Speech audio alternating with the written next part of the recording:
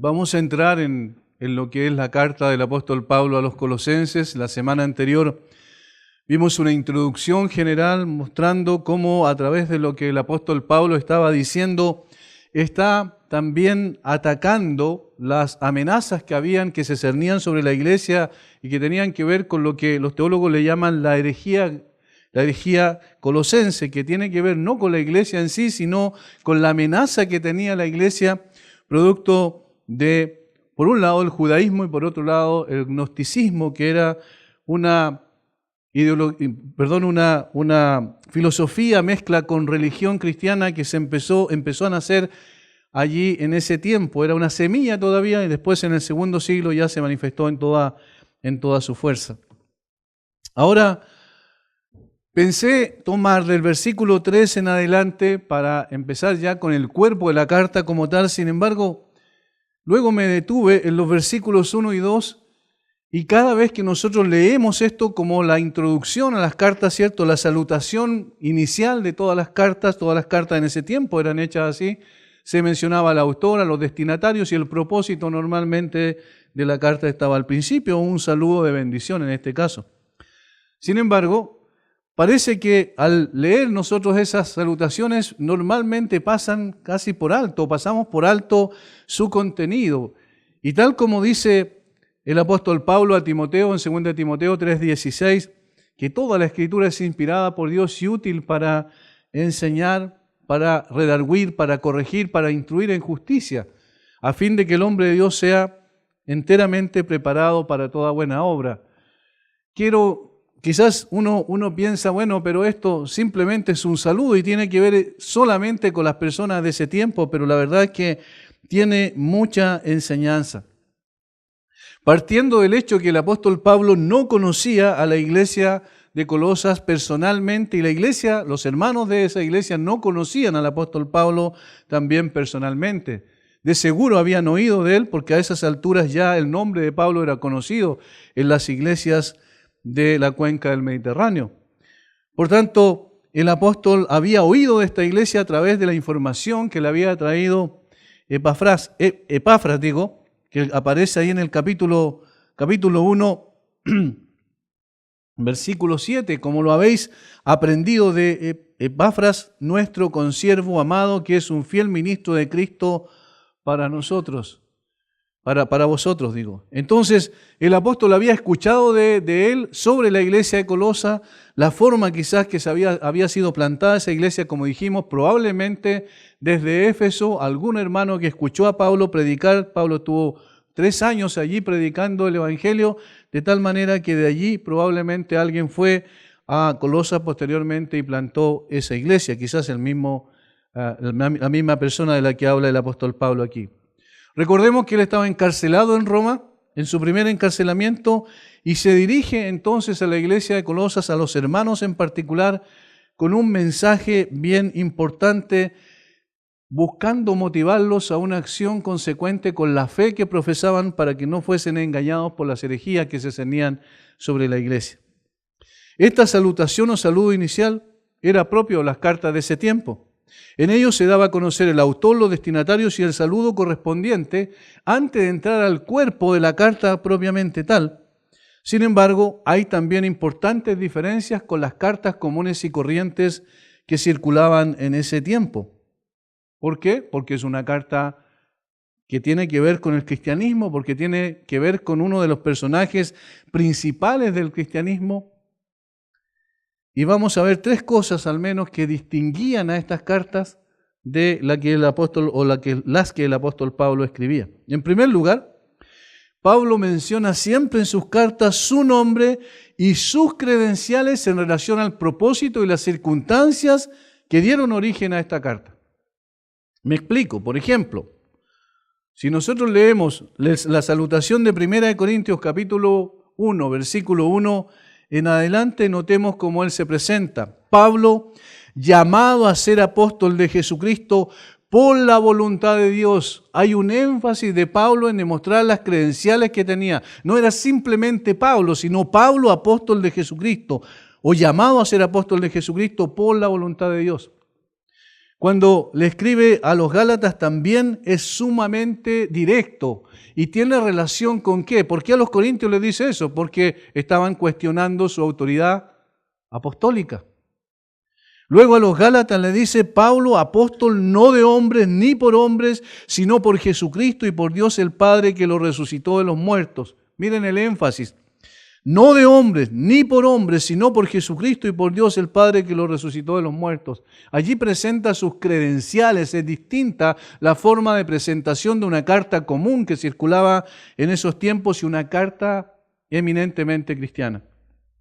Por tanto, la primera diferencia notable era que las cartas tenían el nombre, donde identificaban a su autor, y también las credenciales en relación al propósito y las circunstancias por las cuales fue enviada esta carta. En segundo lugar, se dirige a los destinatarios en términos distintivamente cristianos y expresa con ello una relación singular entre él, el autor, y entre aquellos que recibían la carta. Era una vinculación que había entre ellos. Noten cómo el apóstol Pablo les dice hermanos. Como había la palabra hermanos literalmente significa de la misma matriz. El apóstol Pablo estaba diciendo, ustedes son hermanos en el sentido de que tienen el mismo Padre que yo y en consecuencia somos hermanos. Había una relación. Por tanto, los términos que utiliza Pablo son distintivamente cristianos. En tercer lugar, los saludos no son meros deseos de bienestar y prosperidad para los destinatarios, sino la expresión de una verdad que comparte cada creyente por el hecho de estar en Cristo. Cuando Pablo le decía gracia y paz, no le estaba diciendo como nosotros en el día de hoy decimos bendiciones. Pablo le estaba diciendo gracia y paz que eran características propias solamente de aquellos que estaban en Cristo. Es decir, Pablo le decía, esto no es lo que yo quiero de ustedes, esto es lo que ustedes tienen ya en Cristo. ¿Entienden la diferencia? No eran meros deseos, no eran alentarlos con buenas palabras o bonitas palabras, sino le estaba diciendo, ustedes son la expresión, o estas cosas son la expresión de una verdad que comparte cada creyente por el hecho de estar en Cristo. Por tanto, las cartas cristianas, las que tenemos, por ejemplo, en el Nuevo Testamento, son distintas en ese sentido, en el sentido de la esencia misma en cuanto a las otras cartas que circulaban. Sin embargo, la estructura formal es muy similar, no obstante el contenido era distintivo. Ahora, por eso necesitamos buscar qué es lo que Pablo quiso decir a través de cada uno de los saludos, y en este caso la carta del apóstol Pablo a los Colosenses. Los saludos iniciales de cada carta de Pablo tienen también mucho que enseñarnos a quienes vivimos en estos tiempos y somos parte del pueblo de Dios por la pura gracia de Dios. No es fácil quizás poder entrar a examinar y a desmenuzar el texto en este sentido en cuanto al saludo inicial. Sin embargo, sí es conveniente para nosotros ir a la palabra de Dios, abrir nuestro corazón y pedirle al Señor que nos ayude a entender y cómo aplicar en el día de hoy los saludos que Pablo da al inicio de la carta como introducción a la misma. En el día de hoy deseo ver tres cosas esencialmente. La primera tiene que ver con la autoridad del que escribe. En segundo lugar, con la posición de aquellos a quienes escribe. Y en tercer lugar, con las bendiciones que estos últimos tienen por su relación con Cristo. Estas tres cosas vamos a ver en estos dos versículos, capítulo 1, versículos 1 y 2. Pablo, apóstol de Jesucristo por la voluntad de Dios, y el hermano Timoteo, a los santos y fieles hermanos en Cristo que están en Colosas, gracia y paz sean a vosotros de Dios nuestro Padre y del Señor Jesucristo. Lo primero que queda en evidencia allí es la autoridad del autor de la carta. ¿Cuál es la autoridad que él tiene para escribir a una iglesia que ni siquiera él conocía personalmente, ni la iglesia lo conocía personalmente al apóstol Pablo? Necesitamos preguntarnos cuál es la autoridad que tiene esa persona que está escribiendo. Y por el hecho de que Pablo no había fundado esta iglesia, como sí la iglesia de Corinto, el apóstol Pablo presenta sus credenciales al inicio de la carta. Versículo 1. Pablo, ahí está su identificación. Apóstol, ahí está su comisión de Jesucristo. Allí está quien lo llamó precisamente a esa comisión, y por la voluntad de Dios ahí está el origen de su autoridad. Como dijimos en la introducción, Pablo jamás había estado antes en la iglesia de Colosas. Los hermanos no habían visto su rostro y no tenían una relación directa y personal con ellos. Por esta razón, lo primero que él hace es presentarse y añadir sus credenciales que le autorizaban para instruir espiritualmente a la iglesia y llamarles a una vida moral y ética consecuente con esa fe que ellos profesaban. Por esa razón, junto con la presentación habitual, aclara inmediatamente el derecho que tenía de escribir esta carta. Al respecto, Pablo hace 4 cosas. Primero, su identificación. Eso es lo primero. Pablo. El nombre de Pablo era ampliamente conocido en las iglesias del primer siglo. A esas alturas, estamos hablando del año 60, 62 después de Cristo, donde fue escrita esta carta. A esas alturas ya la mayoría de las iglesias seguramente habían escuchado al apóstol, especialmente las iglesias gentiles, es decir, las iglesias no de corte judaico. El currículum de Pablo era extenso, pero se puede resumir en algunas frases. Primero, había sido un recalcitrante fariseo. Eso es lo mismo que él reconoce cuando le escribe a los filipenses. Vamos al capítulo 3 de Filipenses, un poquito para ver lo que el mismo apóstol Pablo dice de sí mismo. Versículo 4, capítulo 3, versículo 4. Aunque yo tengo también de qué confiar en la carne, si alguno piensa que tiene que confiar en la carne, yo más. Circuncidado el 8º día, del linaje de Israel, de la tribu de Benjamín, hebreo de hebreos, en cuanto a la ley, fariseo. Pablo era un fariseo, es decir, un hombre que se dedicó al estudio sistemático de las escrituras del Antiguo Testamento a los pies de uno de los maestros más extraordinarios del judaísmo, como era Gamaliel. El apóstol Pablo era un conocedor de las escrituras del Antiguo Testamento y creía servir y adorar al Dios verdadero a través de ese sistema religioso que era el fariseísmo. Por tanto, esa era su condición anterior, era su condición como judío, como tal.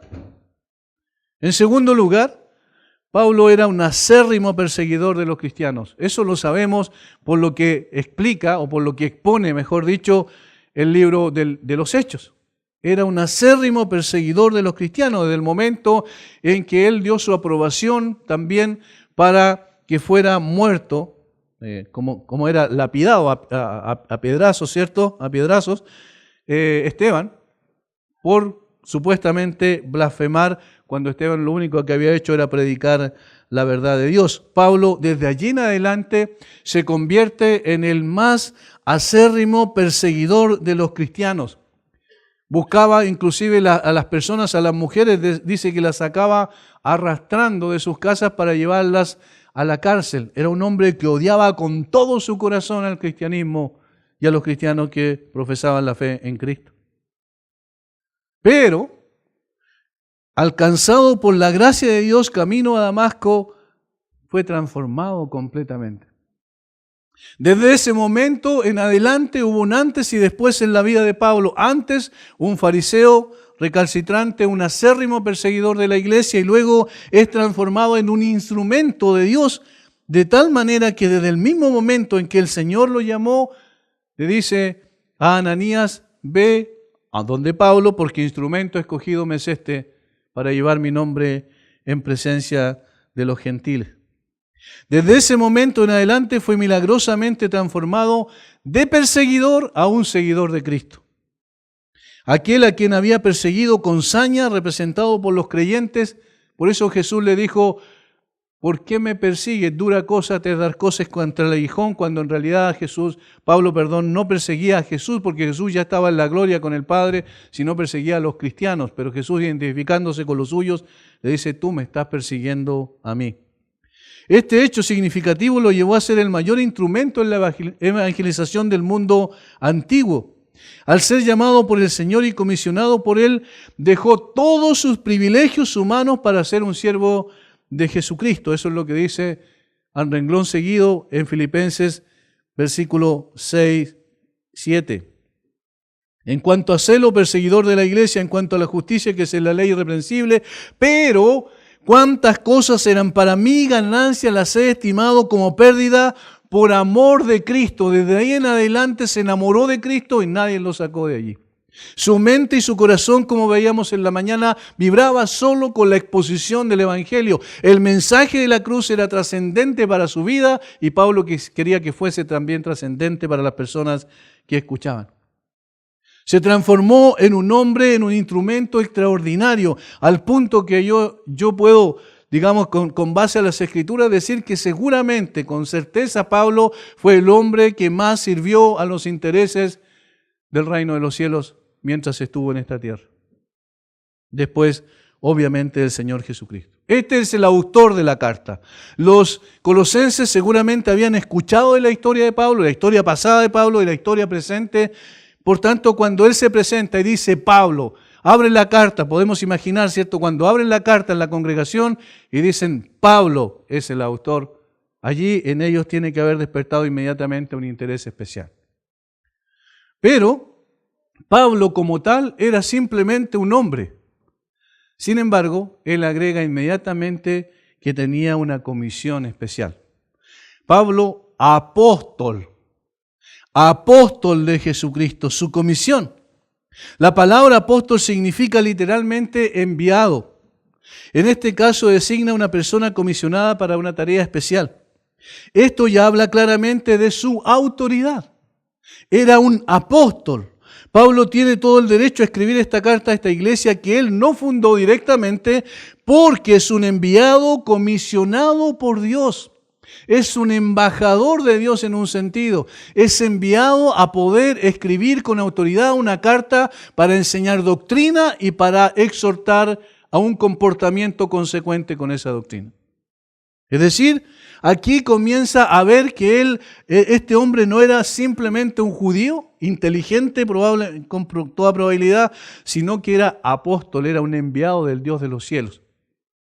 Esto es lo que la gente tiene que haber escuchado y haber dicho, bueno, estamos hablando de lo que entonces va a ser escrito en esta carta o va a ser leído, ¿cierto? En ese sentido, con autoridad, una autoridad que no procede de un hombre común y corriente. Desde el mismo momento de su conversión camino a Damasco, Pablo recibió esta comisión. Y desde ese momento entonces él siguió adelante representando en un sentido correcto la palabra a Jesucristo aquí en la tierra. Esto es lo que tenemos que entender. Cada creyente, y particularmente los líderes espirituales, pero también cada creyente es de alguna manera un representante de Cristo en la tierra, porque debe buscar en su propia vida parecerse cada vez más a Cristo y de esa manera transmitir el mensaje del Evangelio. Somos las manos, somos los pies, somos la boca, somos los ojos de Cristo en ese sentido para poder llevar el mensaje del Señor. En tercer lugar, Pablo dice que tiene una relación especial con Jesucristo, porque no es un apóstol simplemente que se autodenominó apóstol, una persona que sintió el deseo de servir al Señor de esta manera, sino que es un apóstol de Jesucristo. Pablo era un apóstol que pertenecía a Jesucristo, ese es el sentido. No había sido enviado por un grupo de personas, una institución humana, sino por el mismo Señor Jesucristo, resucitado. Esto pone al autor de la carta en una posición incuestionable, en contraste absoluto con los falsos maestros que eran una amenaza para la iglesia en ese tiempo. La diferencia es notable. La carta que estamos recibiendo, ellos podrían decir, es la carta no de un hombre común y corriente, sino de un hombre que fue comisionado directamente por Jesucristo, que pertenece a Jesucristo y Él le está usando como su instrumento. De tal manera entonces que las palabras que vamos a escuchar cuando leamos esta carta o cuando escuchemos leer esta carta son las palabras mismas del Señor Jesucristo. Las palabras de Pablo entonces son las palabras autoritativas de Dios y deben ser escuchadas con la disposición que se merece. Cuando esas personas estaban recibiendo en ese momento la carta, ellos tenían que haber tenido, lógicamente, al escuchar todo esto, una disposición distinta, una disposición especial, expectante. ¿Qué nos va a decir Dios a través de Pablo? Ese era el sentido. Ahora, hermanos, si los hermanos de Colosas en el primer siglo, estos creyentes de esta iglesia que había en ese lugar del Asia Menor, tenían que estar expectantes frente a la carta que el apóstol Pablo le estaba escribiendo, porque era un apóstol de Jesucristo, de tal manera que este hombre hablaba en nombre de Jesucristo, ¿cuánto más nosotros en el día de hoy? Es decir, cuando abrimos la carta del apóstol Pablo y todos los libros de la Biblia en general, nosotros entendemos que esto no fue simplemente el arrebato de alguien, el deseo de alguien, el anhelo de alguien de formar una religión o un sistema religioso, de personas como Pablo, como Pedro, como Juan, como Santiago, como Judas, como, no sé, en el Antiguo Testamento, ¿cierto? David, en el caso de los Salmos, o Moisés, sino Dios mismo hablando a través de estas personas. Eso es lo que queda claro cuando Pablo dice que es apóstol de Jesucristo, un enviado de Jesucristo. Por tanto, la palabra que nosotros leemos aquí es la palabra de Dios, y la palabra de Dios nosotros debemos recibirla con reverencia y con expectativa, porque es la palabra que tiene poder en sí misma para cambiar nuestra vida. Como alguien escribió, un apóstol de Cristo Jesús, Pablo ha sido llamado directamente y enviado por el Cristo resucitado para ser su agente autorizado para proclamar el Evangelio y establecer iglesias. Él pertenece a Cristo Jesús y aquí menciona su apostolado. De tal manera que desde el mismo comienzo de la carta afirma su autoridad apostólica, no por vanagloria, sino para mostrar que no escribe por su propia cuenta, sino con la autoridad de Cristo mismo. Luego, en último lugar, Pablo dice, ¿cuál es la procedencia de su autoridad? ¿De dónde viene esta autoridad? Dice, por la voluntad de Dios, por la voluntad de Dios. Es significativo que Pablo dejara bien en claro que su autoridad no procedía de sí mismo, ni de hombre alguno, sino de Dios.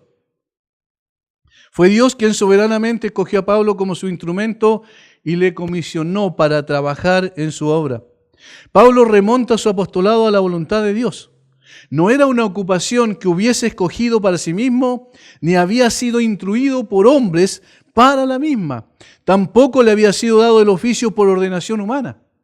No era de hombres, como le dijo a los Gálatas, como la fuente, ni por hombres como instrumentos. No, sino todo su ministerio era llevado a cabo bajo el solemne conocimiento de que el mismo Dios lo había escogido como apóstol. Es Dios el que escoge a sus instrumentos, es Dios el que envía a sus instrumentos y es Dios el que capacita a sus instrumentos. Es maravilloso saber que Dios escoge a hombres débiles y limitados para una tarea extraordinaria y con consecuencias eternas. Pablo fue un seguidor de Cristo en todas sus letras. No era un asalariado, sino un hombre que estaba dispuesto a todo para que el glorioso evangelio llegara a cambiar la vida de muchas personas. Su autoridad es más que clara en este versículo y aquellos primeros destinatarios, los creyentes de Colosas, debieron entender que lo que se leía en esta carta era la palabra de Dios, con la autoridad de Dios y con el poder de Dios. Por tanto, hermanos, cuando nosotros vamos a estudiar cualquier texto de las Escrituras, cuando sabemos, por ejemplo, que la autoridad de Pablo no estaba en sí mismo, sino en quien lo llamó y lo comisionó, entendemos entonces que lo que tenemos delante de nuestros ojos cuando abrimos esta carta es la misma palabra de Dios. Tiene el poder de Dios, tiene la autoridad de Dios, y es una carta que Dios usó un instrumento humano para llevarnos a nosotros al conocimiento de su persona. ¿Por qué es tan importante entonces entender que cada palabra y toda palabra fue inspirada por el Espíritu Santo, lo que se llama la revelación, ¿cierto?, verbal y plenaria, la inspiración verbal y plenaria de las Escrituras, porque esto también nos enseña grandes lecciones. ¿Cómo vamos cada vez que nosotros estudiamos la Escritura o cada vez que vamos a la palabra de Dios y la abrimos o cada vez que escuchamos la palabra de Dios en la iglesia? ¿Cuál es nuestra actitud? ¿Cómo la recibimos o con qué oídos la estamos escuchando? ¿Con qué corazón la estamos recepcionando? como lo que dice un hombre en un púlpito o como lo que dice Dios directamente en su palabra. Y lo único que está haciendo simplemente es usar un instrumento para poder llegar a cada uno de ustedes. Tenemos la reverencia suficiente cuando en nuestras casas o en las oficinas, ¿cierto?, donde sea que estemos, tomamos la Biblia, la abrimos y empezamos a leer. Tenemos la reverencia y la disposición de corazón pensando que es efectivamente lo que necesitamos, porque lo que aquí está escrito no es un libro común y corriente, sino la palabra del único Dios verdadero. Todas estas preguntas debemos responder delante de Dios cuando nos damos cuenta de que la intención de Dios al tomar hombres comunes y corrientes y usarlos para transmitir su palabra es mostrar que Él tiene poder para transformar las vidas, para cambiar corazones solamente por su palabra inspirada. Lo primero entonces, la autoridad del autor de la carta. En segundo lugar, aquí están los destinatarios, versículo 2, a los santos y fieles hermanos en Cristo que están en Colosas, gracia y paz sean a vosotros de Dios nuestro Padre y del Señor Jesucristo. Quizás podríamos pensar que debiésemos tomar las dos primeras palabras como las principales aquí, pero no son las principales porque son la consecuencia de lo que a continuación dice. A los santos y fieles hermanos, pero aquí dice algo interesantísimo en Cristo. La autoridad del autor de la carta, ahora la posición de los destinatarios, de quienes recibieron directamente la carta y entonces en consecuencia de cada uno de nosotros como creyentes, porque los hermanos de Colosa, cierto, lo que ellos tienen, lo que ellos tenían en su tiempo es lo mismo que nosotros tenemos en el día de hoy. La posición en la que determina lo demás, a los santos y fieles hermanos en Cristo, ahí está la posición. A los santos y fieles hermanos en Cristo. Es muy interesante que Pablo habla a los hermanos en Cristo que están en Colosas. Pablo sabía que la iglesia no era un edificio, sino que estaba construida o constituida por personas que han puesto su fe en Cristo. Eso es lo que dice. Ahora, me llama la atención que Pablo no dice a la iglesia que está, sino dice a los hermanos, porque es más importante las personas que constituyen la iglesia no es un edificio físico, sino que es un edificio espiritual. El apóstol Pedro dice en 1 de Pedro capítulo 2, versículo 4, acercándoos a él piedra viva, desechada ciertamente por los hombres, mas para Dios escogida y preciosa. Acercándoos a él piedra viva, se refiere a Jesucristo. Pero luego dice, vosotros también como piedras vivas, sed edificados como casa espiritual y sacerdocio santo para ofrecer sacrificios espirituales aceptables a Dios por medio de Jesucristo.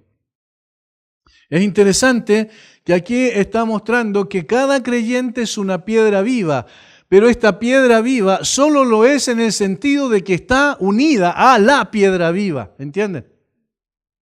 Es decir, ninguna persona es parte de la iglesia sino está primeramente en Cristo.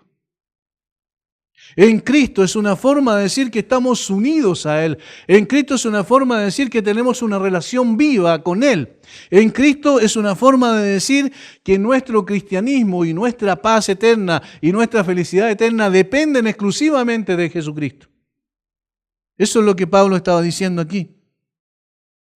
Lo más significativo es el hecho de que Pablo los presenta como santos y fieles en Cristo, destacando su posición. Todo creyente genuino está en Cristo, su posición determina su condición.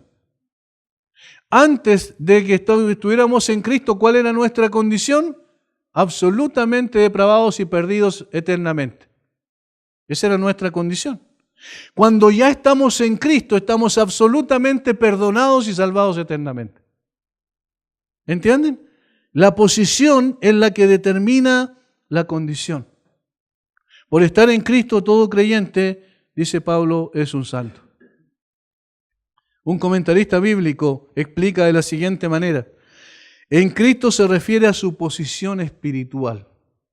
Mientras que en Colosas, a los hermanos que están en Colosas, se refiere a su posición geográfica. Cuando fueron salvados, Dios los puso en Cristo. Aceptados, recuerden, en el amado. Somos aceptos en el amado. De ahí en adelante tenían su vida y naturaleza. Y consiguientemente no podrían ya más ser vistos por Dios como hijos de Adán. Ya no están en Adán, ahora están en Cristo. No en Adán como hombres irregenerados, sino como los vería ahora en toda la aceptabilidad de su propio Hijo. La expresión en Cristo comunica más de intimidad, aceptación y seguridad que ninguna mente humana puede comprender. Hermanos, nosotros estamos en Villarrica geográficamente, pero estamos en Cristo espiritualmente. Y eso es lo más importante. Nosotros nos podemos mover por diferentes lugares, sin embargo, de Cristo no nos podemos mover. Porque separados de mí nada podéis hacer. Ahora, es el Señor Jesucristo el que nos puso en esa posición. El Espíritu Santo nos unió a Él, al cuerpo de Cristo, y nos puso en Cristo. Por tanto, nuestra posición es de seguridad absoluta. Porque ni la muerte, ni la vida, ni ángeles, ni principados, ni lo presente, ni lo porvenir, ni ninguna otra cosa creada nos podrá separar del amor de Dios que es en Cristo Jesús. ¿Se dan cuenta lo que eso significa en la práctica? La seguridad que eso implica, la intimidad que eso tiene para nosotros en el sentido de nuestra relación con Él. ¿Cómo somos aceptos en el amado y nunca dejaremos de ser aceptos en el amado? Porque el Padre se complace con su Hijo. Este es mi Hijo amado, el cual me complace. Me satisface plenamente por lo que hizo Él en la cruz, porque respondió cabalmente a lo que el Padre le había enviado a hacer. Jesucristo fue un apóstol en el sentido de que fue enviado por el Padre a morir en la cruz por nosotros para darnos vida. Y ahora Él nos ha puesto en una posición extraordinaria. Estamos en Cristo. Estos hermanos y cada creyente estaba en Cristo. Esta era su posición espiritual. Donde estuvieran geográficamente era una circunstancia nada más. Lo más importante era que estaban en Cristo con todo lo que eso implica. Por eso es que siempre tenemos que entender una cosa. No es tan importante que nosotros estemos en una iglesia físicamente o en un lugar físicamente como Villarrica, o no es tan importante que estemos en una misión institucionalmente como la Unión de Centros Bíblicos, sino lo más importante que estamos en Cristo. De ahí nadie nos puede mover. Nadie nos podrá mover. Y hermanos, entonces cuando Pablo dice, yo tengo la autoridad para escribirle, y el trato de Pablo con los hermanos está mostrando también su amor, al mismo tiempo que la definición correcta de lo que significa un cristiano. ¿Qué es un cristiano? Aquel que está en Cristo. Esa es la mejor definición que hay. En este caso, geográficamente estaban en Colosas. El hecho de que estos creyentes estaban en Cristo debería ser notorio en su forma de vivir entonces, con el impacto que esto significaría en esta ciudad. Y esta es la parte práctica de estar en Cristo. La parte teológica es que estamos en Cristo, estamos seguros, estamos aceptados, tenemos una intimidad con Él, una relación íntima con Él eterna, pero la parte práctica es que esto debiese mostrarse en la forma en que vivimos. ¿Cómo poder saber que una persona está en Cristo? En la forma en que expresa su cristianismo, en la parte vivencial, en lo que hace todos los días, en la forma en que toma decisiones, en la manera en que su comportamiento demuestra que efectivamente Cristo está viviendo en él y él en Cristo. Hoy estamos en Cristo donde sea que físicamente nos encontramos, y esto tiene cosas prácticas que tenemos que entender. Si alguien está en una oficina trabajando, allí entonces debe ser visible Cristo en él. Si una persona está en un negocio trabajando, atendiendo a personas, allí debe ser visible Cristo en él. Si una persona está trabajando en un campo, en una labor agrícola, allí debe ser Cristo visible en él. Esto es lo que impactó a la Europa del siglo XVI, que las personas después que se convertían, ellos salían a sus trabajos impactando a los demás por una vida transformada. Esto es lo que más adelante Pablo va a decir en términos prácticos de la carta cuando le escribe también a los colosenses y cuando le dice cuál debe ser su actitud frente a sus empleadores. En un sentido práctico lo podemos aplicar en el día de hoy. En ese sentido era amos y siervos, siervos y amos. ¿Cuál debe ser su relación? ¿Cómo deben hacer su trabajo? No como viendo al jefe, ¿cierto? Al ojo del jefe, sino como sirviendo al Señor. Es decir, la forma en que ellos vivían demostraba que efectivamente estaban en Cristo. Y de eso se trata, hermanos, esto es absolutamente práctico. Pablo los está preparando después ya para enseñarle las cosas prácticas de la manera en que debían vivir. Y porque estaban en Cristo, entonces eran santos y fieles. A los santos y fieles hermanos en Cristo, porque están en Cristo, entonces son santos y fieles. Santos debido a su posición en Cristo, lo que debía manifestarse también, como dijimos, en su forma de vivir. Por la misma razón también eran considerados fieles en cuanto a su profesión de fe, porque permanecían creyendo en Cristo. Su fe no se debilitaba, su convicción respecto al Señor Jesucristo seguía tal cual, con la misma fuerza, de la misma manera que las demás iglesias a las que le escribe el apóstol Pablo. Estos hermanos eran santos porque estaban en Cristo y eran fieles porque seguían creyendo permanentemente en Cristo. Alguien escribió: debe notar la relación entre la fidelidad y la santidad. La una depende de la otra. Y es interesante lo que dice. Miren, es imposible ser santo, apartado para el servicio de Dios, sin ser fiel en el camino del Señor. Al mismo tiempo es imposible ser fiel en el camino del Señor si no practicamos la santidad. Reitero, es imposible ser santo sin ser fiel en el camino del Señor. Es imposible ser fiel en el camino del Señor si no practicamos la santidad. Una vida apartada del mundo, con todas aquellas cosas que implica el mundo, donde no está el amor de Dios. ¿Recuerdan lo que dice el apóstol Juan en su primera carta, capítulo 2, versículos 15 al 17? Todo lo que hay en el mundo, todas aquellas cosas, allí no está el amor del Padre, dice. Apartarse de eso para servir al Señor, lo que implica santidad en términos prácticos, activos, también es importante que vaya acompañado de la fidelidad a Dios. Podemos vivir en santidad cuando somos fieles, podemos ser fieles cuando vivimos en santidad. Todo esto por la condición o del hecho porque estamos, digamos, en nuestra posición en Cristo. Y en tercer lugar, las bendiciones que los creyentes tienen por su posición en Cristo. ¿Cuáles son las bendiciones? Dice Pablo: gracia y paz sean a vosotros, de Dios nuestro Padre y del Señor Jesucristo. Esta era una fórmula repetida en la mayoría de las cartas, siempre gracia y paz, gracia y paz.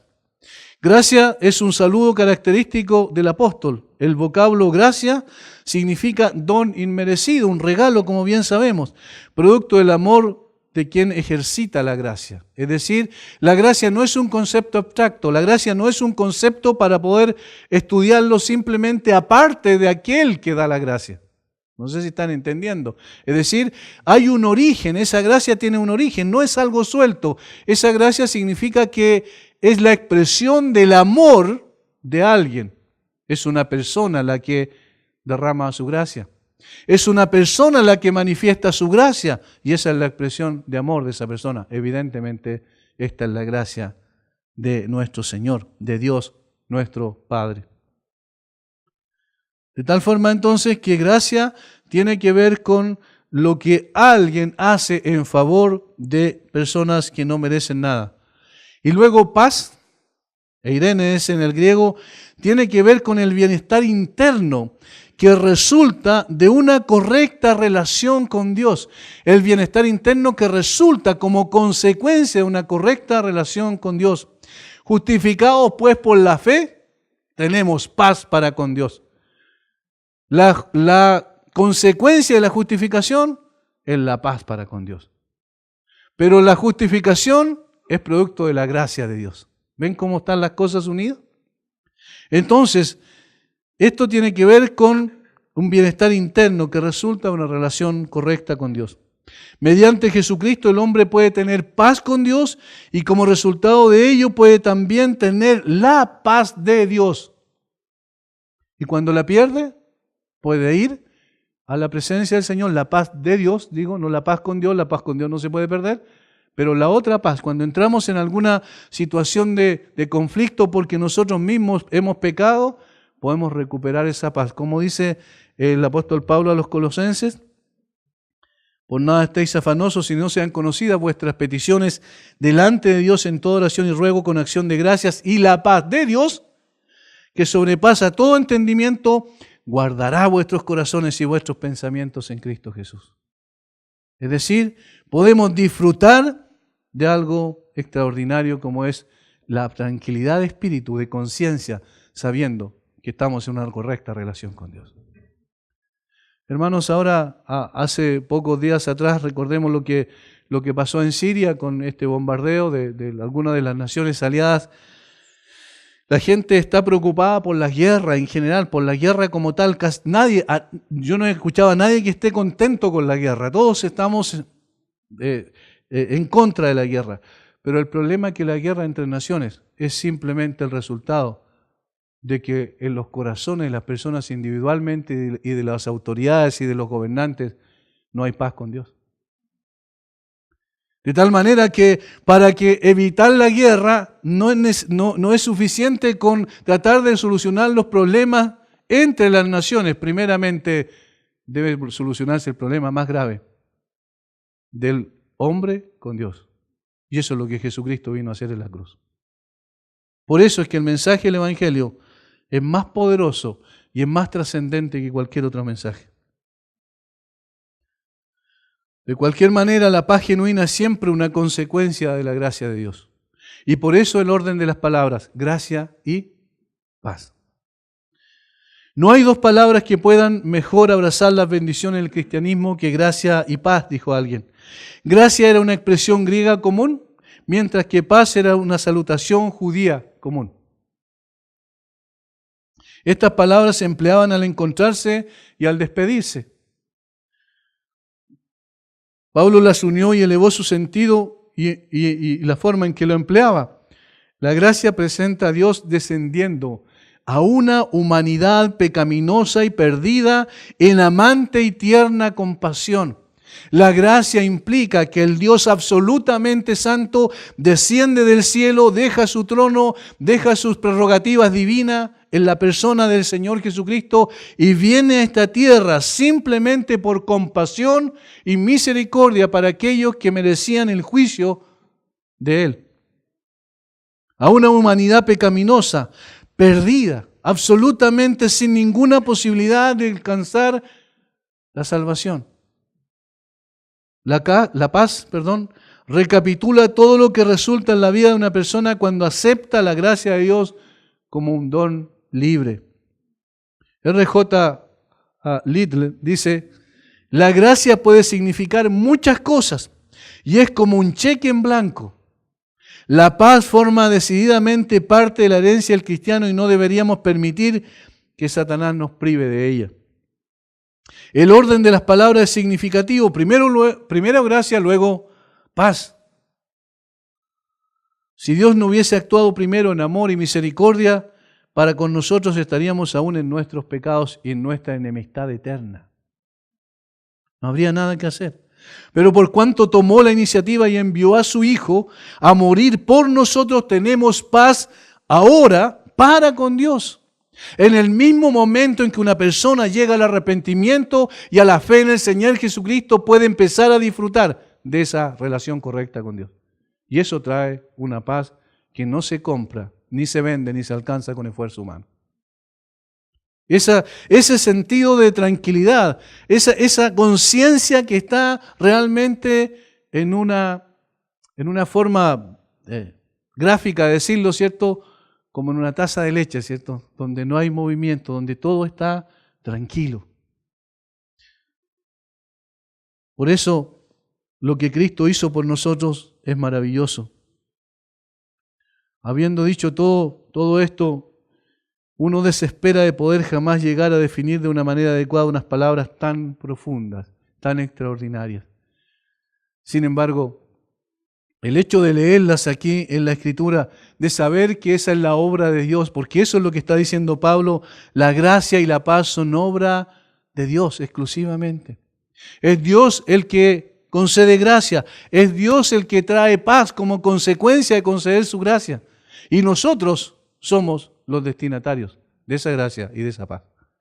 Y por eso nos alegramos en Cristo. Y por eso, hermanos, no podemos dejar de alabar y adorar a nuestro Señor.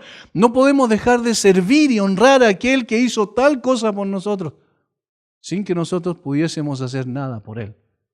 Hasta el día de hoy, todo lo que podemos hacer es simplemente también por la gracia de Dios. La verdadera felicidad no está en algo que tenemos o que tendremos. La verdadera felicidad está en Cristo. Y estando en Cristo, estamos felices, somos felices, bienaventurados, como dice la Escritura, dichosos. Y por eso, entonces, lo que Pablo está diciendo aquí tiene que ver con nosotros. La palabra de Dios, esta carta a los Colosenses hoy la estudiamos porque es la palabra de Dios a través de Pablo. Y la palabra de Dios nos está diciendo que si estamos en Cristo, somos santos y fieles. Y la palabra nos está diciendo que tenemos la gracia de Dios en nosotros y la paz de Dios como consecuencia. Padre, muchas gracias por tu palabra. Gracias, Señor, por llevarnos a aún las pequeñas frases de tu palabra, las pequeñas palabras que parecen insignificantes al leer simplemente, pero tienen tanto contenido, tanta enseñanza para nosotros. Un saludo como este nos lleva a reflexionar acerca de la autoridad de tu palabra, que usas a hombres, Señor, para traerlas a nosotros, como un día llegó el Evangelio a nuestra vida, a través de hombres, pero eres tú quien produjo salvación en nuestros corazones. Y Padre, también nos ayuda a ver cuál es nuestra posición, porque nuestra posición determina nuestra condición. Antes estábamos en Adán, y estábamos en Adán, como dice tu palabra, todos pecaron, y en Adán estábamos muertos espiritualmente. Ahora por tu pura gracia estamos en Cristo, y en Cristo estamos perdonados y vivos espiritualmente, unidos a la piedra viva. Señor, nuestra posición entonces es tan importante, y esa posición no la tenemos por nuestro esfuerzo y sacrificio, sino por la gracia tuya. Qué maravilla, Señor, es poder disfrutar de un cristianismo que sabemos que no es una invención de hombres, sino que tú mismo fundaste tu iglesia sobre la roca que es Cristo, y sobre ella se edifica cada día, salvando también a otros, llevando al arrepentimiento a otros y transformando a los tuyos para que seamos también instrumentos de tu gracia. Bendice a mis hermanos. Gracias, Señor, por tu bendita palabra. En el nombre de Jesús. Amén.